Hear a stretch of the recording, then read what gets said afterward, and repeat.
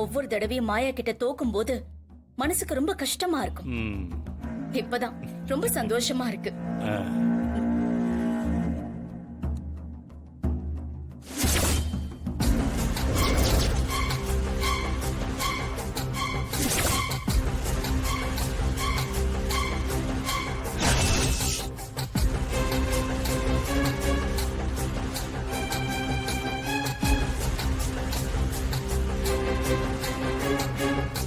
உட்காரு.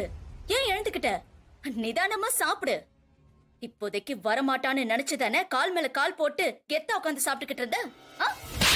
என்ன தைரியம் உனக்கு? நான் உட்காந்து சாப்பிடுற டைனிங் டேபிள்ல நான் உட்காந்து சாப்பிடுற சேர் மேல உட்காந்து சாப்பிட்டுக்கிட்டு இருக்கேன். அப்போ நான் இல்லாத நேரம் இந்த வீட்டுல நீ என்னென்னலாம் பண்ற? என் புடவைய கட்டி பாப்பியா? இல்ல என் நகையெல்லாம் போட்டு பாப்பியா? இல்ல என் பெட்ல தான் படுத்து பாப்பியா? இல்லம்மா, வீடு தொடச்சேன், தரெல்லாம் ஈரமா இருக்கு, அதான் இங்க உட்கார்ந்துருந்தேன். ஈரமா இருந்துச்சுன்னா நின்னுட்டு சாப்பிடணும்டி. எதுக்காக ஏன் இடத்துல உட்கார்ந்து சாப்பிடுற? இத பாரு, இந்த வீட்டோட வேலைக்காரி நீ. அத மறந்துட்டு உன் இஷ்டத்துக்கு நடந்துகிட்ட பிச்சு போடுவான் பிச்சு. ஒரு நிமிஷம் இந்த வீட்டுல சந்தோஷமா இருக்க முடியுதான்னு பாரு. சந்தோஷமா வீட்டுக்குள்ள நுழைஞ்ச மூஞ்சில நெருப்பள்ளி போட்டுட்டான்.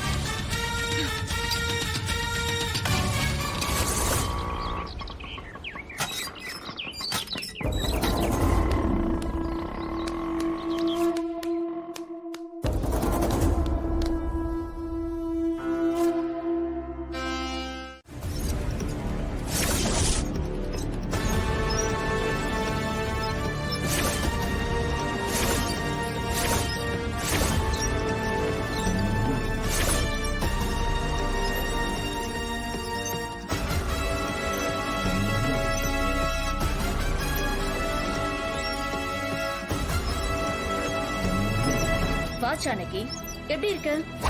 என்ன இவ்வளவு தூரம்? என்ன பாக்குறதுக்கு வீடு தேடி வந்திருக்கு? ஓ, உன் வீடு பறிப்போக போகுது.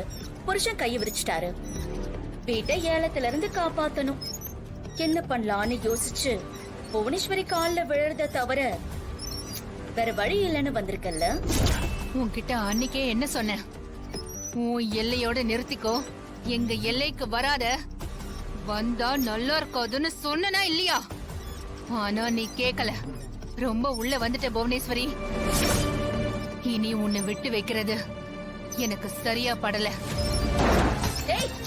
என்ன மிரட்டுறியா? யார் நீ? என் வீட்டுக்கு வந்து என்னைய மிரட்டுவியா? மிரட்டலுக்கெல்லாம் நீ அடங்க மாட்டியே, அதான்.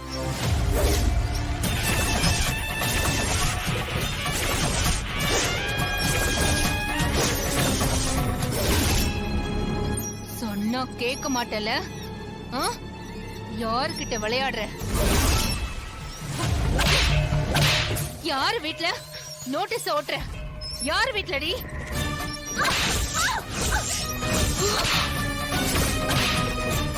யாருக்கிட்டடி விளையாடுற?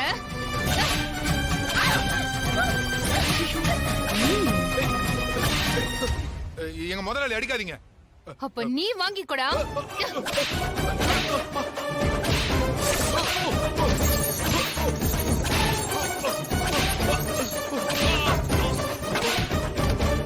ஏய் ஜானகி, என்ன பண்ற?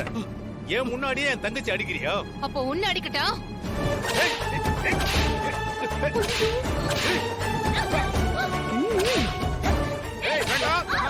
ஜானகி, இப்படி போட்டு குழந்தை கட்டுறாங்க. மாமா தான் எப்பவுமே சவுண்ட் எடுப்பாரு. இப்ப இவங்க எடுத்துட்டு வந்திருக்காங்க. எவ்வளவு அமைதியா இருப்பாங்க. இப்ப இப்படி ஆக்ரோஷமா இருக்காங்க இவங்க.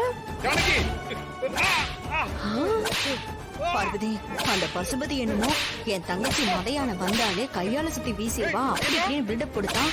ஆனா ஜானகி என்கிட்ட அவனும் சேர்ந்து அடி வாங்கிட்டு இருக்கான் பாரு.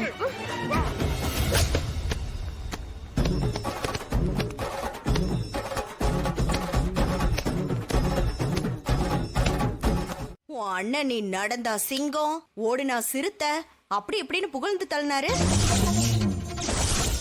என் அண்ணி உங்களை அடிச்சதுல அப்படியே மான்குட்டி மாதிரி அங்க இங்கன்னு ஓடிட்டு இருக்கீங்க.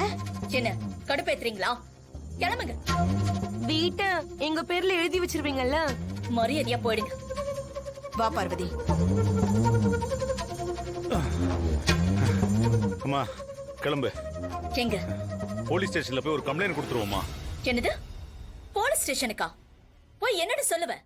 ஒருத்தி சவுக்கு எடுத்துட்டு வந்தா என்னையும் என் அண்ணனையும் கூட இருந்த வாசுவையும் வெலாசு நானு அப்படின்னு போலீஸ் ஸ்டேஷன்ல கம்ப்ளைண்ட் கொடுக்கணுமா?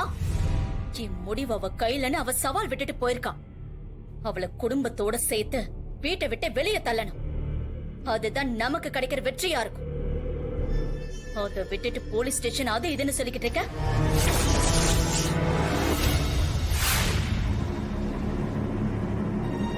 இன்னும் 2 நாளுக்குள்ள பணத்தை கொடுங்க.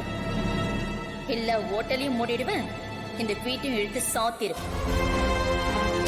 கதிரே போராடி சம்பாதிச்சு உன் கடனை கட்டி இந்த வீட்டு டாக்குமெண்ட்டை மீட்டு கொடுப்பான்.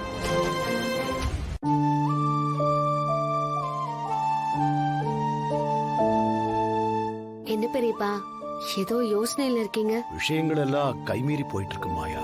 சாரி பெரியப்பா, தனா கதிர்க்காக நான் பண்ண விஷயம் இப்படி நம்ம எல்லாருக்கும் எதிரா திரும்பும்னு நான் எதிர்பார்க்கவே இல்ல. நீ என்ன பண்ணுவ மாயா? இந்த விஷயத்துல நானும் பெரியம்மாவும் தான் சம்பந்தப்பட்டோம். எங்க போனாலும் என்ன பண்ணாலும் போனா ஏதாவது ஒரு வழியில குறுக்க வந்துடுறா. எந்த காலத்திலயும் திருந்தாத அந்த ஜென்மத்தை என்ன பண்ண முடியும்? வீட்டுக்குள்ளேயே உங்களுக்கு எதிரிங்களை வச்சிருக்கீங்க போல.